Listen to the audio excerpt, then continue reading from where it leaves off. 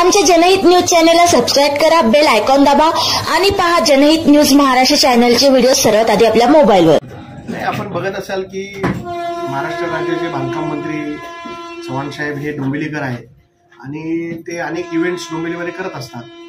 पण आज डोंबिवलीमध्ये एक फ्रेंडशिप डेच्या निमित्ताने एक फ्रेंडशिप रन म्हणून मॅरेथॉन होती, परंतु अनेक तिथले जे स्पर्धक होते त्यांची तक्रार होती की रस्त्यावर पडलेले खड्डे यांचा मोठ्या प्रमाणात स्पर्धकांना त्रास झालाय। तर आपण खड्ड्यातनं मॅरेथॉन करायला पाहिजे, इव्हेंट्स करायला पाहिजे की शहरात पडलेल्या खड्ड्यांकडे पण कोणी लक्ष देणार आहे। आता गेल्या आठवडाभरपासून आम्ही आयुक्तांच्या मागे लागून मास्टिक टेक्नॉलॉजीने काही ठिकाणी खड्डे भरायचा प्रयत्न करतोय, परंतु या शहरामध्ये सार्वजनिक बांधकाम मंत्री रवींद्र चव्हाण या महाराष्ट्राचे मंत्री असताना देखील या शहरामध्ये जर खड्ड्यांचं साम्राज्य पसरलेलं असेल तर ही दुर्दैवी घटना आहे।